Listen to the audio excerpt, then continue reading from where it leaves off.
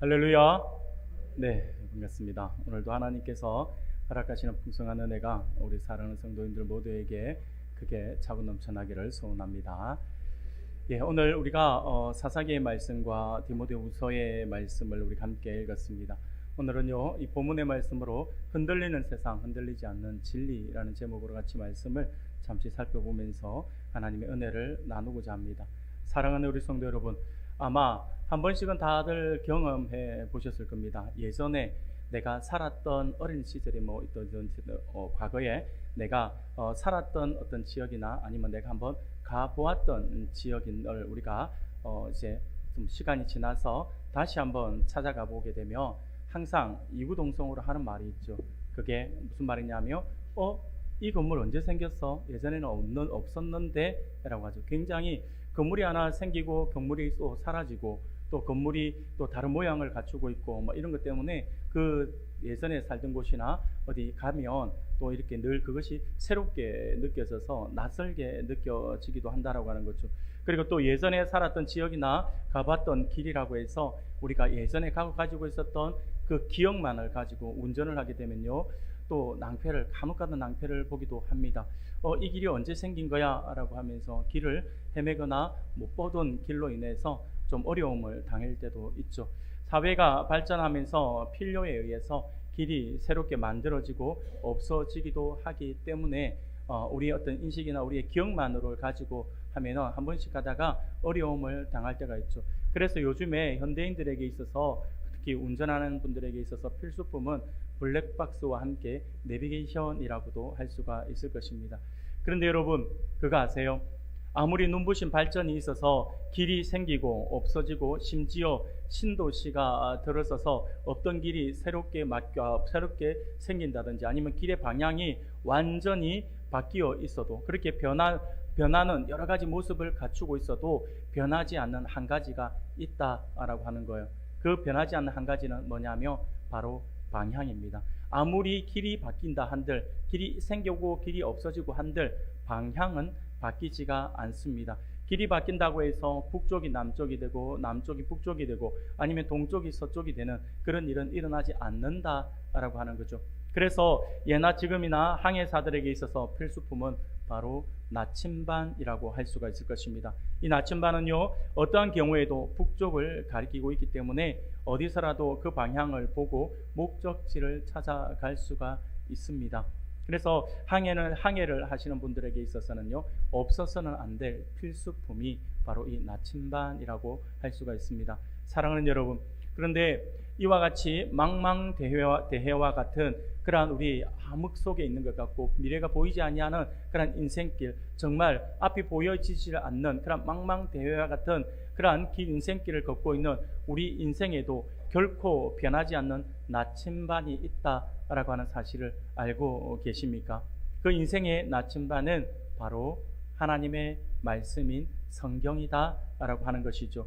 사랑하는 여러분, 그러므로 오늘 우리는요, 눈부시게 발전하고 변하는 세상 속에서 인생이 무엇을 기준으로 살아가야 하는가에 대한 질문을 던지면서 그 답을 하나님의 말씀을 통해서 한번 찾아보고자 합니다.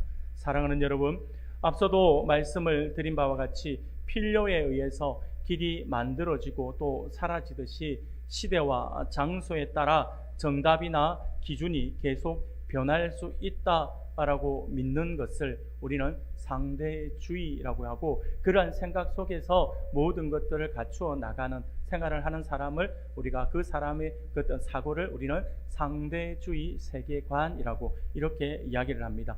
이는요, 절대적인 정답은 없고 상황에 따라서 내 기분에 따라 정답은 바뀔 수가 있다라고 하는 것이죠. 우리 시대를 대변하고 있는 그러한 표현이라고도 할 수가 있습니다. 그래서 과거에는 우리가 알고 있는 것처럼 일률적인 교육과 일률적인 모습을 가졌습니다. 똑같은 복장, 똑같은 옷, 그리고 똑같은 건물, 그런 것들, 가방 하나까지 아니면 신발 하나까지 모두가 다 동일한 것을 가지고 있으면서 통일성이 있어야 된다라고 이야기를 했죠. 그러나 현 시대에는 그렇게 하지 않습니다. 모든 것이 자유로워요. 인간의 우리 각 교회 사람들에게 개성을 이제 허락하죠. 물론 조그마한 규율은 분명하게 있습니다만 그 규율 안에서 자유를 누릴 수 있게끔 그래 하는 거죠. 바로 이게 상대주의입니다. 그래서 나도 맞고 너도 맞고 내 개성도 좋지만 너의 개성도 나는 존중한다라고 하는 것이죠. 바로 상대주의를 이야기합니다.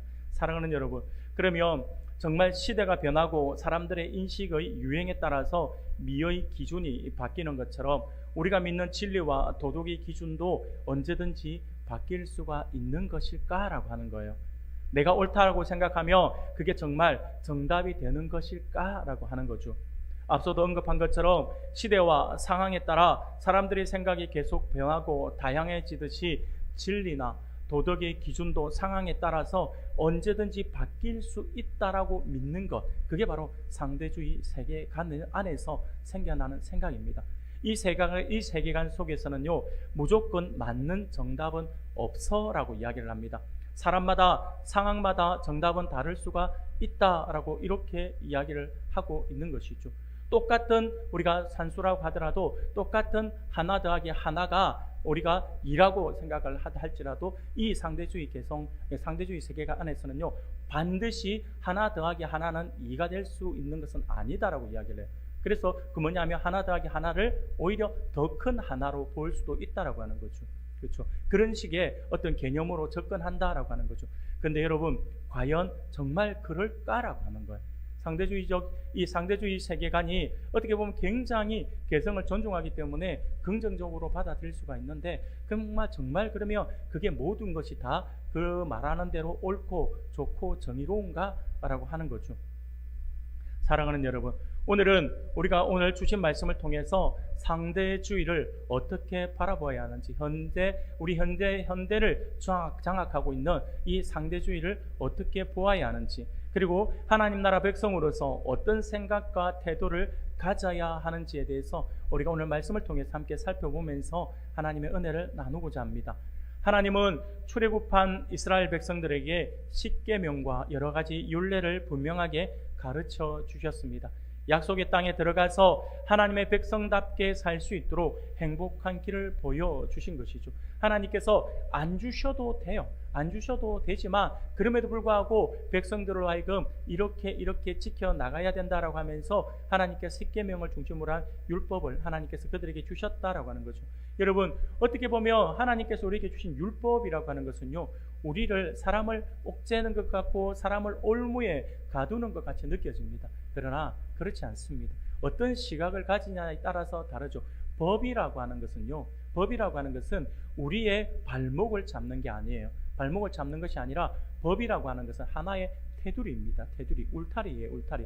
그래서 법의 울타리 안에서, 그 법을 범하지 않는 그 안에서 우리가 자유함을 누릴 수가 있다라고 하는 거죠. 그래서 하나님께서 출애굽한 이스라엘 백성들에게 이제 너희가 가나안 땅에 들어가며 그곳에서 하나님의 백성으로서 행복하게 살아가기를 원한다라고 한다면 내가 지금 너희에게 주는 이 법을 너희들이 지켜야 해. 이 울타리 안에 거하면 너희들은 행복할 거야 라고 말씀을 하시는 거죠. 그게 바로 하나님께서 율법을 주신 것이죠.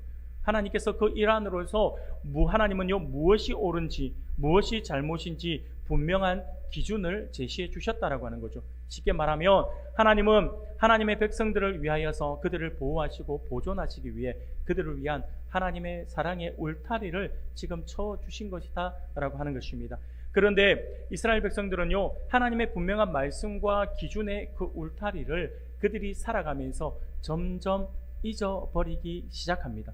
하나님이 가증히 여기시며 결코 하지 말라라고 하신 그 우상을 섬기고, 심지어 자기 마음대로 자신들이 보기에 좋은 사람을 임의로 제사장으로 세우는 일까지 그들은 자행했다라고 하는 거죠. 완벽하게 하나님의 법 안에서 하나님께서 하라고 하신 그 방법대로 진행이 되어야 될 그것이 무시되었다라고 하는 거죠. 하나님께 드리는 제사가 무시되고요, 하나님께 드리는 예배가 무시되고요, 하나님께 예배를 드리면서 그 예배, 그 제사를 주관하는 제사장의 그 역할과 그 제사장의 어떤 그 자격조차도 모든 것이 다 무시되어 버렸다라고 하는 거죠. 그러면 여러분, 우리가 이렇게 한번 생각해 볼 수 있어요. 그러면 그들이 왜 그런 선택을 했을까라고 하는 거예요. 그들이 왜 그런 선택을 했을까요? 이유는 간단합니다. 왜냐하면 그것이 더 편하니까요. 쉽게 말하면 좋은 게 좋은 거니까요. 어려움이 없잖아요. 쉽게 하면 되는 거예요. 그냥 모든 것들에 대해서 잣대를 들이지 않고 이렇게 하지 않고 그냥 웃고 넘어갈 수 있으면 웃고 넘어가는 게 좋다라고 하면서 그 법을 무시해 버렸다라고 하는 거죠. 편하니까. 자기들이 원하는 복음을 자기들이 원하는 그 복을 그들은요 이렇게 하면 더 큰 복을 받을 수 있을 것이다라고 생각을 했다라고 하는 거예요. 그거의 문제예요. 그래서 성경은요 그때의 모습을 아주 적나라하게 표현을 하고 있는 겁니다. 그게 바로 오늘 우리가 읽은 사사기 21장 25절 말씀이에요. 같이 한번 더 읽어볼까요? 같이 읽겠습니다. 시작. 그때에 옳은 대로 행하였더라. 아멘.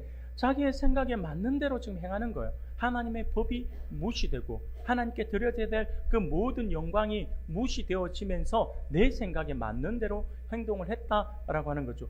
여러분, 이 말씀을 보면 우리는 그때의 이스라엘이 왕이 없으므로라고 이야기를 해요. 당시 이스라엘 백성들에게 있어서 이스라엘 백성들은요 다른 이웃 국가처럼 왕정을 실시하고 있지 않았기 때문에 왕이 없는 것은 사실이었습니다. 그러나 실상 이는 잘못된 인식이었어요. 왜냐하면 물론 당시의 국가가 왕정 국가이면 왕이 있어야 되는 것은 당연한 것입니다. 그런데 우리가 알고 있는 것처럼 성경의 말씀을 우리가 보면요 이스라엘 백성들은 왕정 국가가 아니었어요. 왕정 국가가 아니었습니다. 그들은요 인간 왕이 다스리는 왕정 국가가 아니라 놀랍게도 곧 하나님이 직접 다스리고 통치하시는 신정 국가였다라고 하는 것입니다. 우리가 말씀을 한번 읽어볼까요? 출애굽기 6장 7절입니다. 출애굽기 6장 7절을 우리가 같이 읽겠습니다. 시작. 너희를 내 백성으로 삼고 나는 너희의 하나님이 되리니 나는 애굽 사람의 무거운 짐 밑에서 너희를 빼낸 너희의 하나님 여호와인 줄 너희가 알지라. 아멘. 예레미야서 30장 22절에도 이렇게 말씀을 해요. 같이 읽겠습니다. 너희는 내 백성이 되겠고 나는 너희의 하나님이 되리라. 아멘. 사랑하는 여러분, 이스라엘 백성들에게 있어서 왕이 없었다라고 표현을 하고 있지만 사실은요 이스라엘 백성에게 있어서 왕이 없었던 것이 아니라 진짜 자신들을 다스리는 강력한 왕이 계셨다라고 하는 거예요.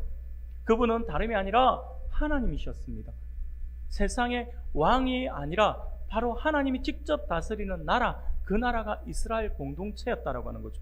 이스라엘 백성들에게 있어서 하나님이 그들의 절대적인 왕이시고 기준이셨다라고 하는 겁니다. 그런데 오늘 성경은 뭐라고 말씀을 합니까? 그때 이스라엘의 왕이 없으므로 사람이 각기 자기의 소견에 옳은 대로 행하였다라고 이렇게 말씀을 하고 있다라고 하는 거죠. 사랑하는 여러분, 그러면 이 말씀이 지금 사사기의 이 말씀이 의미하는 바가 무엇인지 아시겠습니까? 이스라엘의 왕이 없으므로 분명히 왕이 있어요. 그 왕은 육신을 가지고 있는 인간 왕이 아니에요. 절대 권능과 절대 힘을 가지신 하나님이세요. 그렇기 때문에 왕이 없다라고 하는 말이 조금 모순입니다. 그들에게 있어서 왕정 국가이면 왕이 있어야 되지만 신정 국가에서는 신정 국가의 왕은요 하나님이시잖아요.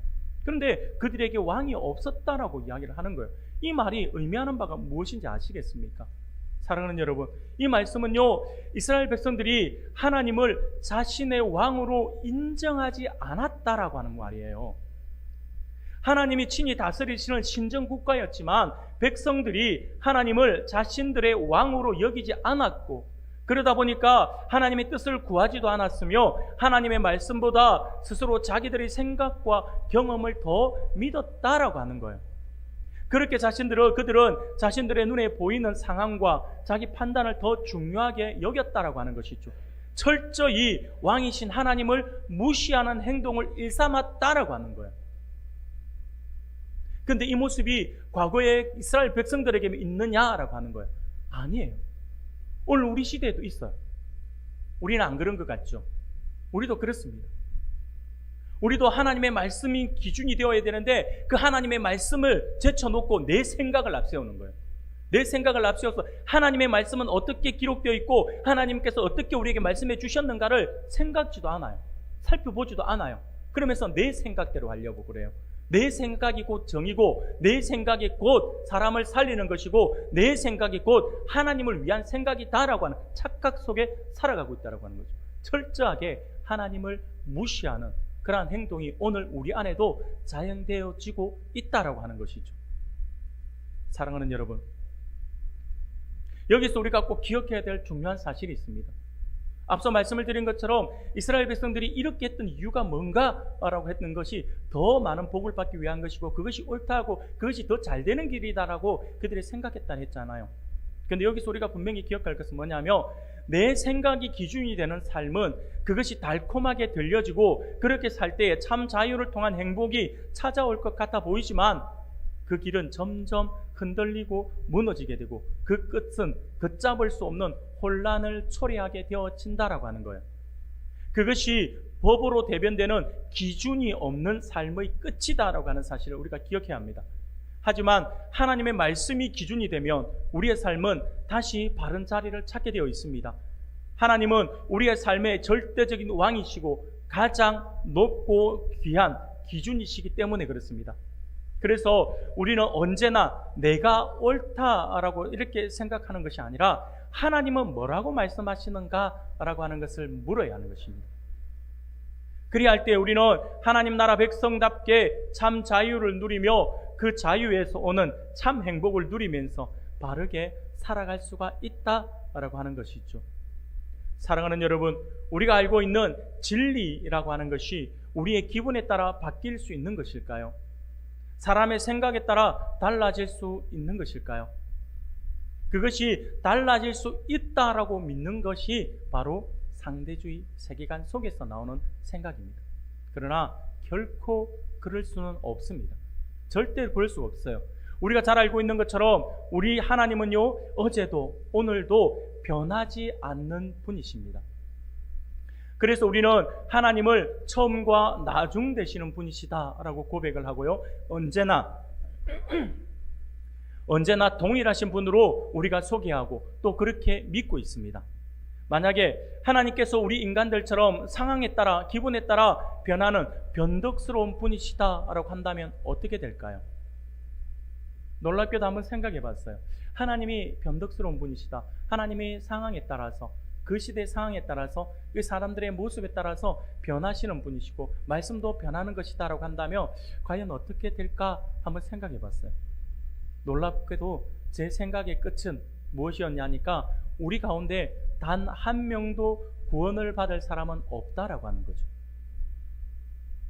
왜냐하면 우리는 오늘 정결한 모습을 가지고 있다 하더라도 내일 그것이 보장되어지는 삶을 살아가지는 않는다라고 하는 거죠.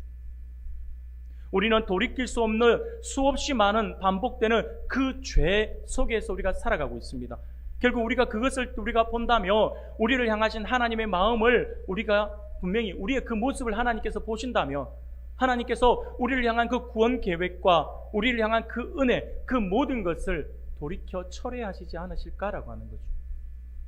내가 은혜 받을 때는 좋다고 눈물 흘리면서 하나님 감사합니다 하고 엎드리는데 돌아서서 내 마음에 악한 감정이 들고 악한 마음이 들고 누군가를 비방하고 누군가를 싫어하고 누군가를 미워하고 그런 모습들이 우리 안에 끊임없이 솟아오르고 있지 않습니까?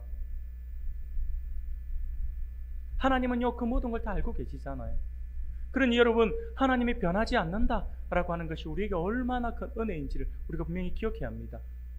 우리는 그런 걱정할 필요가 없어요. 내가 구원받지 못할 것이다 라고 하는 걱정할 필요가 없어요. 왜냐하면 우리 하나님은 어제나 오늘이나 또 내일이나 변함이 없으신 분이시기 때문에 그렇습니다. 사랑하는 여러분, 그래서 성경은요 우리에게 이렇게 말씀을 하시는 거예요. 민수기 23장 19절 말씀을 볼까요? 우리 같이 한번 읽겠습니다. 시작. 하나님은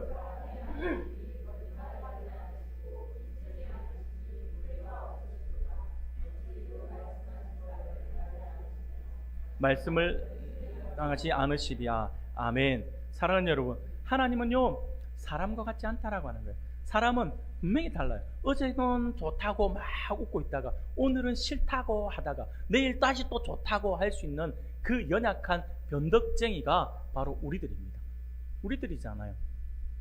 그런데 하나님은 그런 우리들이 아니에요. 사람이 아니시기 때문에 하나님은요, 모든 선택하시고 모든 결정하시는 것에 후회가 없으신 분이시고, 하나님이 한번 약속하신 말씀은요, 반드시 이루신다라고 하는 거죠. 또한 말라기서 3장 6절에 보니까 이렇게도 말씀을 합니다. 같이 읽겠습니다.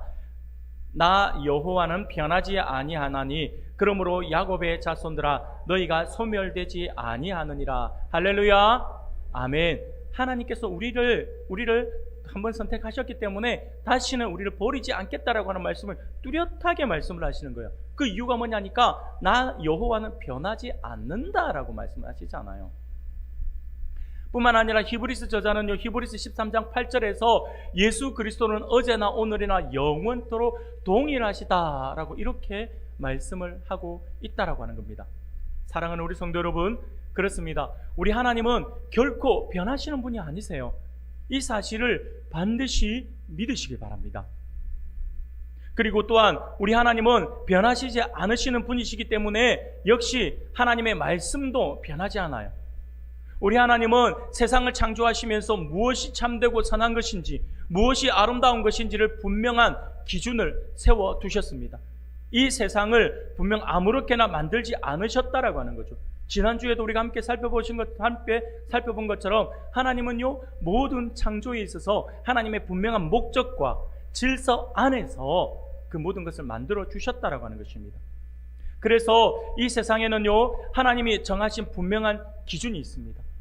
하지만 죄가 들어온 이후에 사람은 그렇게 정해놓은 하나님의 기준에 자기 생각을 집어넣어서 자신의 생각이 옳다고 여기기 시작했습니다. 그런데 과거에는 그렇게 생각하는 몇몇 사람이 주도하는 상황에 따라서 사람들이 따라갔지만 오늘날의 모습은 완전히 달라요. 이제는요, 몇몇 사람에 의해서 주도되는 세상이 아니라 저마다 자신의 소리를 높여서 자기의 생각과 자기의 의견을 말하기 시작합니다. 심지어 하나님의 말씀에 반하는 것까지도 이야기를 하고 있다라고 하는 거죠. 그러면서 옳은 건 사람마다 달라라고 이야기를 합니다. 절대적인 기준을 거부하는 거죠. 너도 맞고 나도 맞고 모두가 맞다라고 이야기하는 것입니다. 이것이 바로 상대주의예요. 모든 것이 사람마다 다 다를 수 있다라고 생각하는 것이죠. 그렇게 이것이 어떤 면에서는요, 정의롭고 맞는 것 같고 아주 멋있게 보여질 수가 있습니다. 생각해보면 틀리지 않았어요. 그 말이 맞는 것 같아요. 그런데 실상은 그렇지 않습니다. 그 속에 모든 것이 다 적용되는 것은 아니다라고 하는 거죠.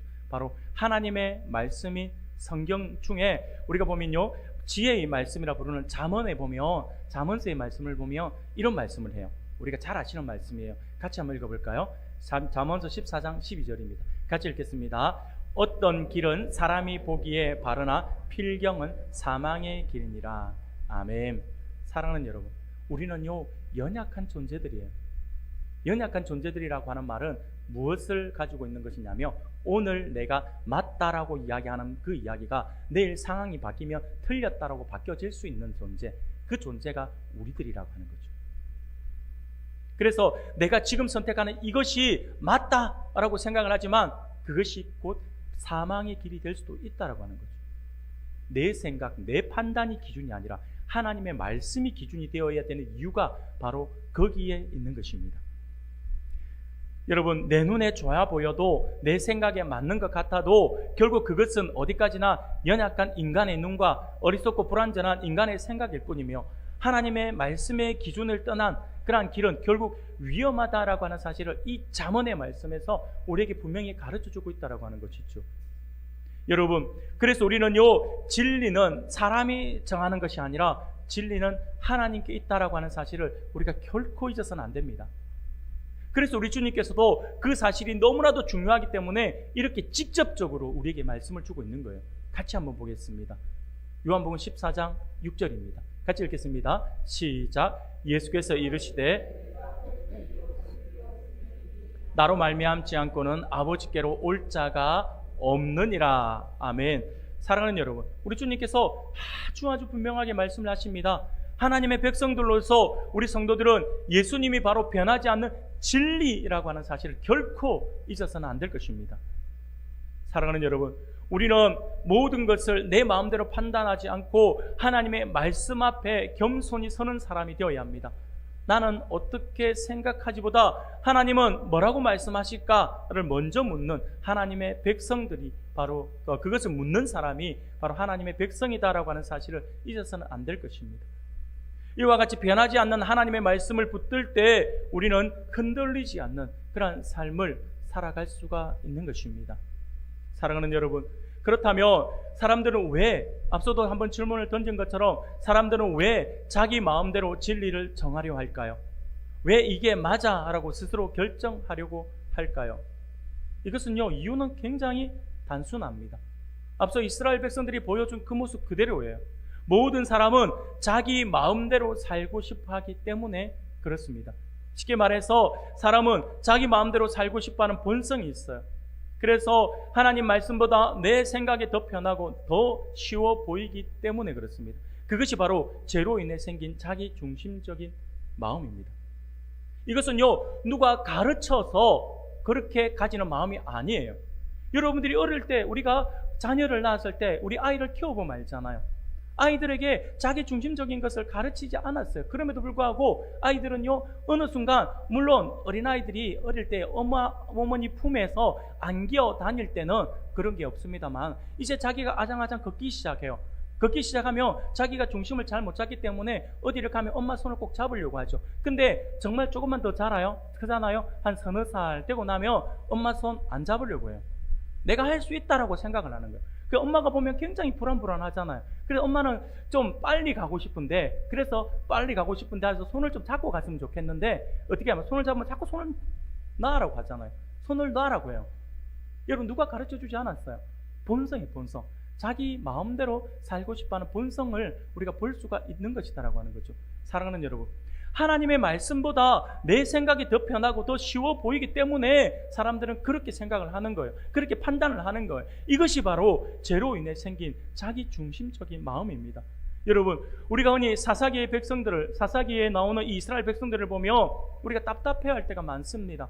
다람쥐 쳇바퀴처럼 돌고 있는 그들이 범죄하고 하나님께 징계받고 긴겨워하면서 울며 회개할 때에 하나님은 그들을 불쌍히 여기시고 하나님의 은혜로 사사를 통해 그들을 다시 구원해 주세요. 그러나 그들이 구원을 받았음에도 불구하고 언제 그랬냐는 듯이 또다시 죄를 짓는 그들의 그 모습, 그것이 계속해서 마치 패턴처럼 반복되는 그 모습을 보면서 우리가 한심스러워할 때가 많이 있죠. 그런데 여러분, 중요한 사실을 하나 알아야 합니다. 사사시대의 이스라엘 백성들도 하나님을 완전히 모른 척한 것은 아니다라고 하는 것. 하나님을 완전히 떠난 거 아니에요. 하나님은 없다 한 적은 없어요. 그런데 문제는 뭐냐니까 그들은 하나님을 믿는다라고 하면서도 동시에 우상을 함께 섬겼다라고 하는 겁니다. 이는 다름이 아니라 사람으로서 죄성 안에 있는 본성이라고 할 수 있는 더 잘 살고 싶은 욕심, 더 평안한 삶을 살고 싶어하는 욕심, 내가 이렇게 살면 더 잘 살 거야, 더 평안할 거야, 더 큰 은혜가 있을 거야 라고 하는 그 착각 때문이에요. 쉽게 말해서 더 많은 복을 받고 싶어 하기 때문인 거죠. 그래서 하나님의 기준보다 자기 욕심을 더 붙들고 있다라고 하는 것입니다.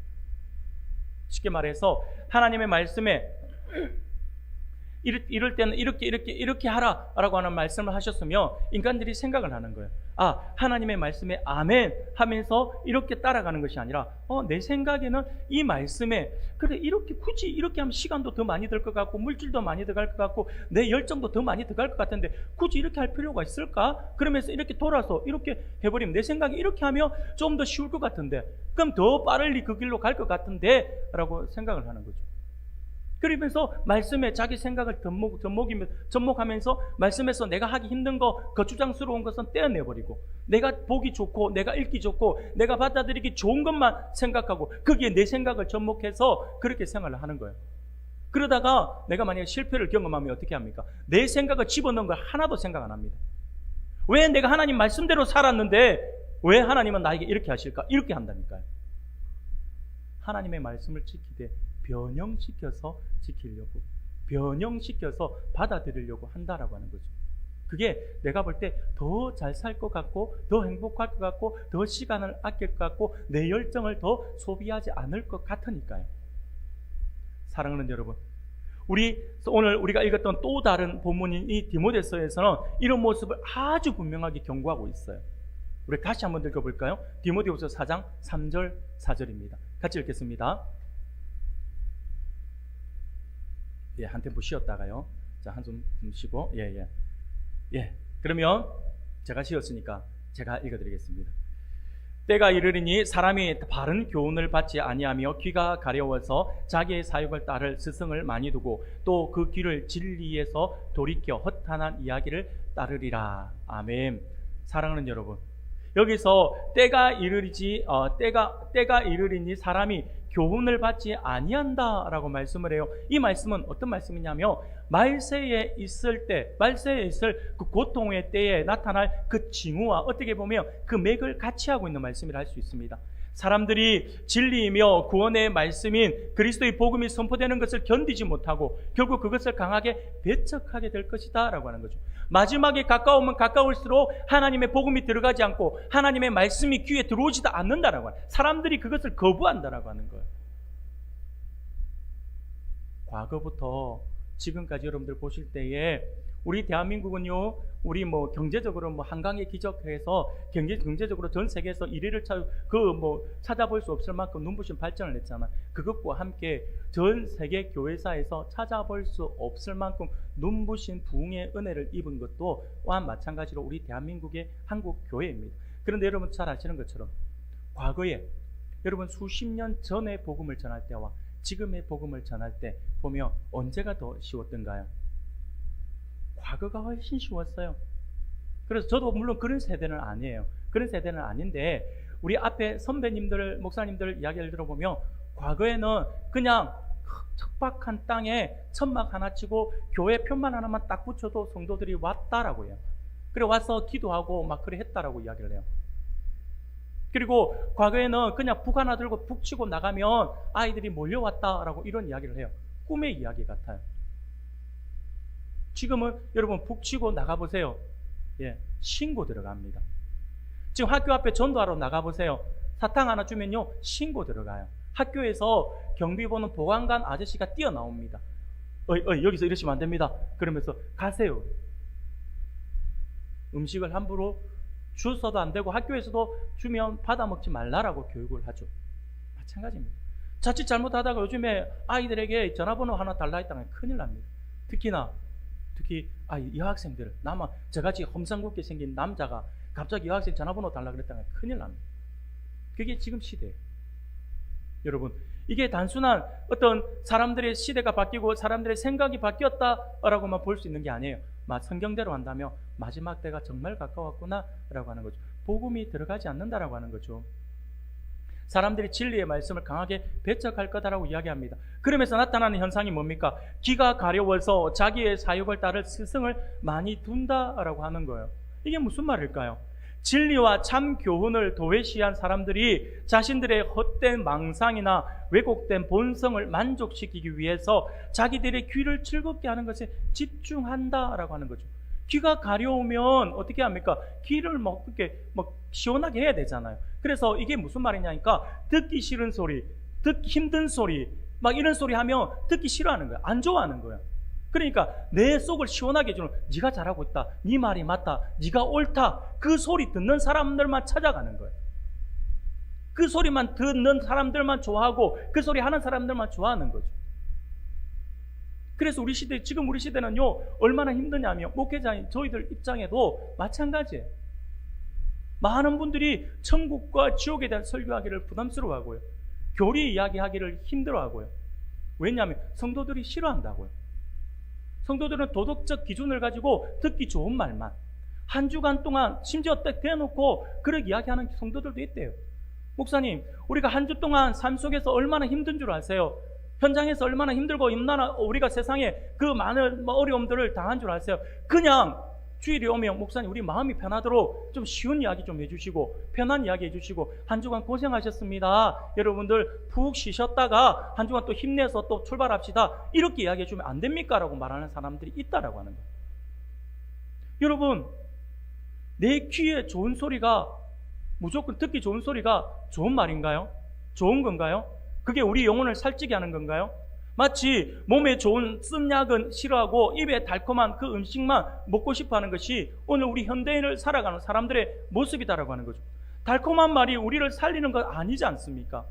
우리를 살리는 것은요, 오직 하나님의 말씀입니다. 그래서 예수님은요, 내가 곧 길이요 진리요 생명이다라고 이렇게 말씀을 하고 있는 거예요. 진리는 상황에 따라 바뀌는 것이 아닙니다. 그리고 그러한 진리는 하나님께 있고 예수님 안에 있는 거예요. 그래서 우리는 내 귀에 듣기 좋은 말보다 하나님의 말씀을 더 사랑하는 사람이 되어야 합니다.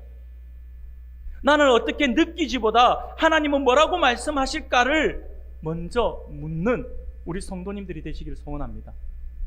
사랑하는 성도 여러분, 상대주의 세계관은요, 우리에게 모든 생각은 다 맞을 수 있어 틀렸다라고 말하지 마라고 속삭여요. 물론 우리는 다른 사람의 말을 함부로 무시하면 안 됩니다. 잘 들어주어야 하고요, 그 취향을 존중하는 태도를 분명히 가져야 합니다. 그러나 사람마다 생각이 다를 수 있다고 해서 진리까지 여러 개가 되어서는 안 됩니다. 진리가 아닌 이상은 우리가 받아야 합니다. 받아줘야 해요. 그러나 진리가 무시되고 하나님의 예배가 무시되고 하나님께 드려야 될 하나님의 그 영광이 무시된다라고 한다면, 그럼에도 불구하고 그걸 받아들이려 한다면 저는 그거 반대합니다. 아니에요. 아닌 거는 아닌 거예요. 사랑하는 여러분, 구원에 관해서는 내 생각도 맞고 네 생각도 맞다가 아니에요. 만약 다 괜찮아, 다 맞아라고 말한다면 어떻게 되겠습니까? 잘못된 것도 그냥 괜찮다라고 넘겨버리는 거예요. 그러다 보면 무엇이 정말 옳은지 무엇이 잘못인지 점점 헷갈리게 되는 거예요. 이거는요, 우리 속담에도 있잖아요. 3살 버릇 8까지 간다고요. 나중에는 걷잡을 수 없어진다니까요. 그래서 초기 교육이 중요한 거예요. 진리가 흐려지면 우리의 삶의 방향도 함께 흐려지는 거예요. 어디로 가야 할지 모르는 배처럼 흔들리게 된다라고 하는 거죠. 하지만 하나님의 말씀은 분명히 다르게 말씀을 합니다. 하나님의 말씀은 변하지 않습니다. 영원하고 분명하고 절대적이에요. 그래서 우리는 그것을 진리라고 말을 하는 것입니다. 그러므로 진리 되시는 우리 주님이 우리와 함께 하시고 하나님의 진리의 말씀인 성경이 우리에게 주어진 것은요, 우리에게 크나큰 복입니다. 왜냐하면 하나님이 약속하신 구원도 변하지 않기 때문에 그렇습니다. 그 변하지 않는 진리의 말씀인 성경이 뭐라고 말씀합니까? 우리 예수님에 대해서 뭐라고 이야기하십니까? 예수님이 유일한 길이다, 유일한 진리다, 유일한 생명이다라고 분명하게 증거하고 있지 않습니까? 여기에 그 어떤 것도 접근해서는 안 됩니다. 아무도 흔들 수가 없어요. 사랑하는 여러분, 오늘 우리는 믿음으로 고백해야 합니다. 예수님은 우리의 유일한 길이시고 변하지 않는 진리이십니다. 우리 인생의 나침반이십니다. 나침반은 기분에 따라 방향을 바꾸지 않아요. 언제나 같은 방향을 가리킨다라고 말씀을 드렸어요. 그래서 길을 잃지 않도록 우리를 도와줌을 우리가 잘 알고 있지 않습니까? 그러므로 우리의 삶의 방향도 마치 나침반처럼 하나님의 말씀에 고정해야 합니다. 내 기분이 아니라, 옆에 있는 사람들의 말이 아니라, 세상의 유행이 아니라 변하지 않는 말씀의 방향을 맞추어야 합니다. 우리는 나의 욕심을 채워줄 말을 찾는 사람이 아니에요. 우리를 바른 길로 인도하시는 예수님을 따라가는 사람들이죠. 예수님은 여러 진리 중에 하나가 아니라 유일한 절대 진리이시다라고 하는 사실에 대한 그런 믿음이 결단코 우리 안에서 흔들려서는 안 됩니다. 사랑하는 여러분, 현재 우리는 상대주의가 당연한 시대를 살아가고 있어요.